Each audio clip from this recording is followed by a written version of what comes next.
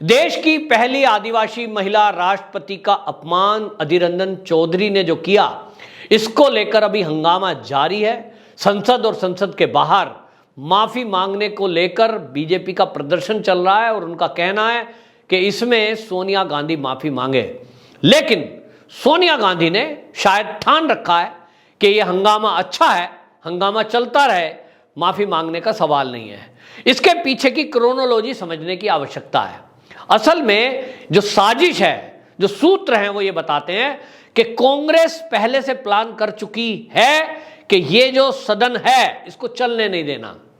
2014 के बाद से जितने भी संसद के सत्र हुए हैं, आप उन पर अगर नजर डालेंगे, मैं इस मुद्दे को पहले भी कह चुका हूं, हर संसद के सत्र से पहले कांग्रेस एक प्लानिंग बना लेती है कि उसको संसद के सत्र में डिस्टरबेंस कैसे करना है।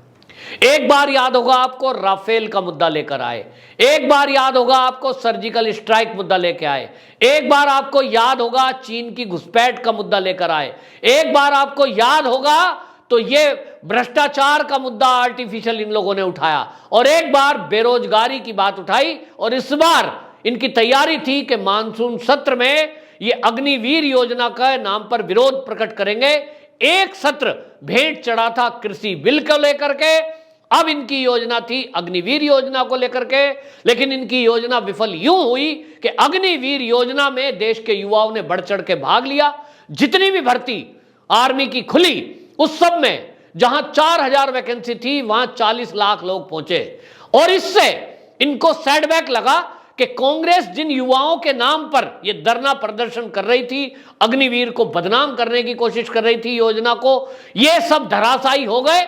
और इसलिए इनको लगा एक नया मुद्दा लाना चाहिए, क्योंकि देश की संसद अगर चली तो बहुत सारे बिल पास हो जाएंगे, और जब बिल पास होंगे तो वो इंप्लीमेंट होंगे, और वो इंप्लीमेंट होंगे तो देश तरक्की करेगा। लेकिन कांग्रेस नहीं चाहती कि देश तरक्की करे। भारतीय जनता पार्टी आज भी कांग्रेस के चंगुल में फंसती नजर आ रही है। द्रौपदी मुर्मू का मुद्दा लेकर यह दिख रहा है कि वो एक महिला, एक आदिवासी महिला का अपमान कर रहे हैं। जिस तरह से अधीर रंजन चौधरी ने हमारी देश की राष्ट्रपति को राष्ट्रपत्नी कहा, यह उनकी घिनौनी मानसिकता और महिलाओं के लिए कितना उनके अंदर जहर भरा हुआ है, ये पुरुष मानसिकता वाले लोग, ये दिखाता है। दूसरी तरफ ये उस साजिश को भी बता रहा है कि सोनिया गांधी की मौजूदगी में यह सब हो रहा है। चाहती तो सोनिया गांधी इस मुद्दे को उसी दिन 1 घंटे में समाप्त कर सकती थी, और वो सदन के अंदर खड़ी होकर कहती, अधीर रंजन चौधरी जी माफी मांगिए।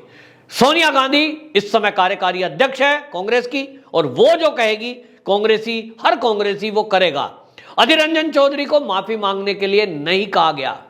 सोनिया गांधी ने बल्कि और स्मृति ईरानी से बहस की, सदन के अंदर डोंट टॉक मी जैसे शब्द इस्तेमाल किए, जैसे कोई सड़क छाप आदमी किसी सड़क छाप पे डांट दे।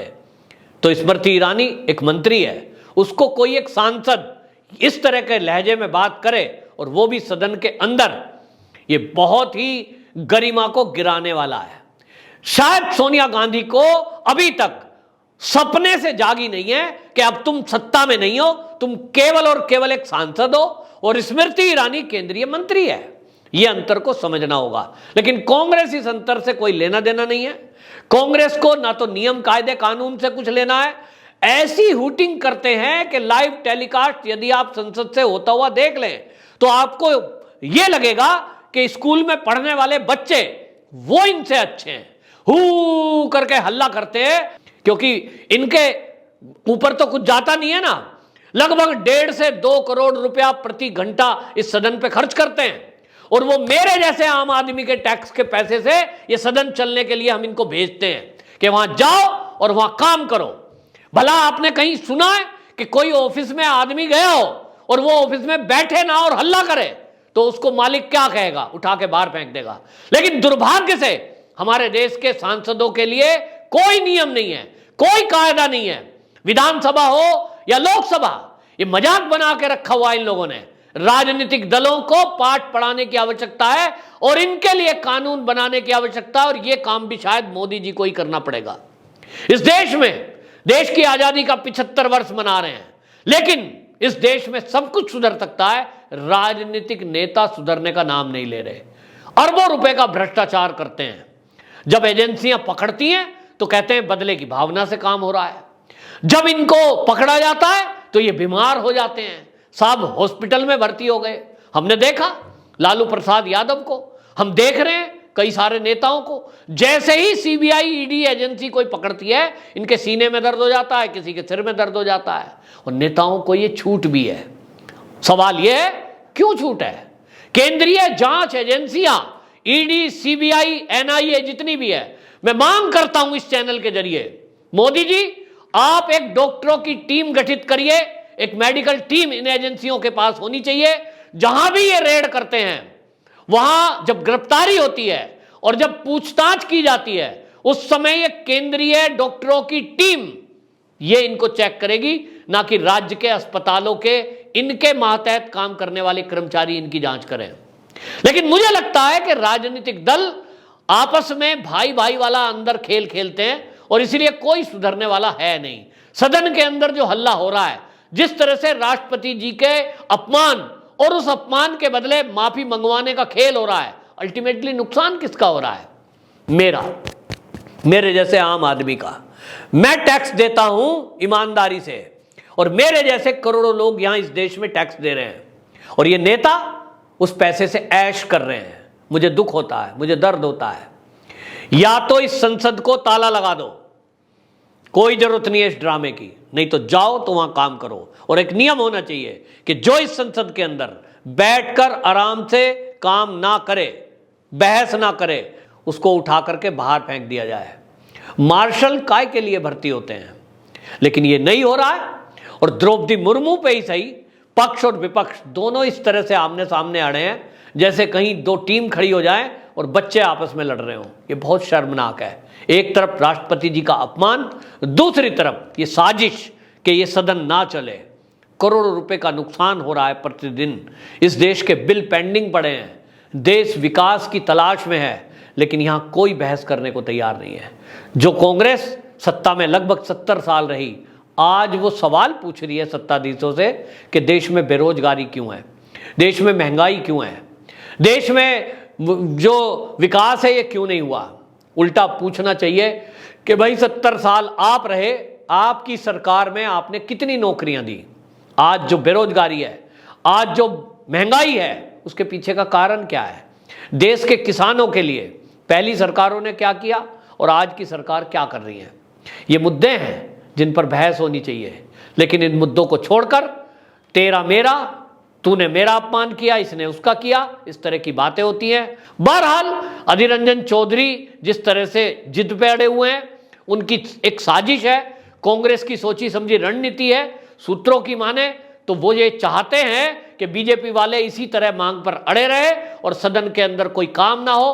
उनकी चाल कामयाब हो गई, क्योंकि ये जो नेता संसद को नहीं चलने देना चाहते, खास तौर पे कांग्रेस और कम्युनिस्ट, इन लोगों को पीछे से फंडिंग हो रही है, ऐसा सूत्र कहते हैं।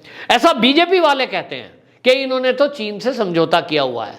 अगर बीजेपी को यह ध्यान है, ये पता है कि कांग्रेस ने चीन से कुछ समझौते किए हुए हैं आपस के सहयोग के, तो फिर आपको समझना चाहिए कि भाई संसद में काम नहीं होने देना इनका मकसद हो सकता है, लेकिन आप सत्ता में हो, आप तो काम होने दो।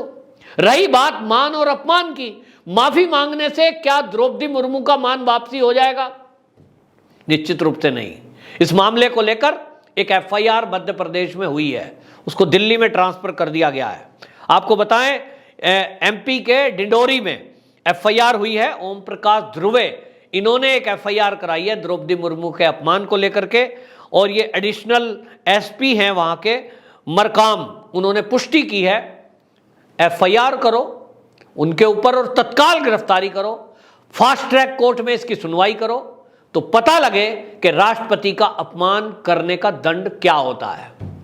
लेकिन मैं गारंटी से बताता हूं कि अधीर रंजन चौधरी का कुछ नहीं होना, क्योंकि वो एक सांसद है, क्योंकि वो विपक्ष के नेता हैं, वो इस देश में वीवीआईपी कल्चर में जी रहे हैं, और ये वीवीआईपी सुविधा केवल नेताओं को प्रस्तुत है। आम आदमी अगर राष्ट्रपति तो छोड़िए, सोनिया गांधी के विरुद्ध एक शब्द बोल दे, उसको उठा करके अभी तक जेल में डाल दिया होता।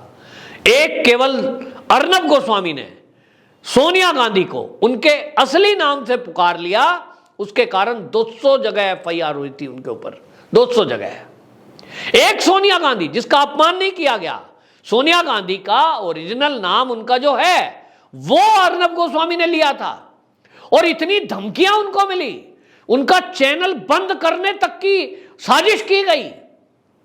और एक देश की राष्ट्रपति चुनी हुई है, वो कहां से आती है ये बाद का मुद्दा है, लेकिन उनको सरेआम कोई राष्ट्रपत्नी कह रहा है, और वो आदमी आज तक खुली हवा में घूम रहा है। क्यों? क्योंकि वो एक राजनीतिक पार्टी का नेता है। अगर ये आम आदमी ने बोला होता तो अभी तक पुलिस उसको लाठी से तोड़ रही होती और अभी तक जेल की सलाखों के पीछे होता। तो इस देश में दो कानून क्यों हैं? मैं मोदी जी से भी पूछना चाहता हूं। नेताओं के लिए इस देश में अलग कानून है, अलग व्यवस्था है, आम आदमी के लिए अलग व्यवस्था है। तो ये कौन सा 75वां अमृत उत्सव मना रहे हो साहब? अगर इस देश में अभी भी अंग्रेजों के बनाए काले कानून वही चल रहे आईपीसी की धाराओं में, कि वो जो अंग्रेज थे उनका कुछ नहीं हो सकता था, उन धाराओं में जो होता था इंडियंस का होता था। आज क्या हो रहा है? उन अंग्रेजों की जगह ये राजनीतिक लोग आ गए हैं, इनका कुछ नहीं होगा, प्रजा जो कुछ करेगी उनका सब कुछ होगा। और इसलिए ये आपत्ति है, और सारी जनता अब ये मांग कर रही है कि ये देश की सर्वोच्च नागरिक का अपमान है, और इसलिए ऐसे व्यक्ति को, वो कौन है, अधीर रंजन चौधरी एक सांसद है, एक कांग्रेस का लीडर है, भूल जाओ। वो एक आम आदमी के तौर पर उसके ऊपर एफआईआर हो, कार्रवाई हो, तत्काल कोर्ट रात को 12 बजे आतंकवादियों के लिए खुल सकती है, तो ऐसे राष्ट्रपति के अपमान करने वाले के लिए भी तत्काल सुनवाई करें।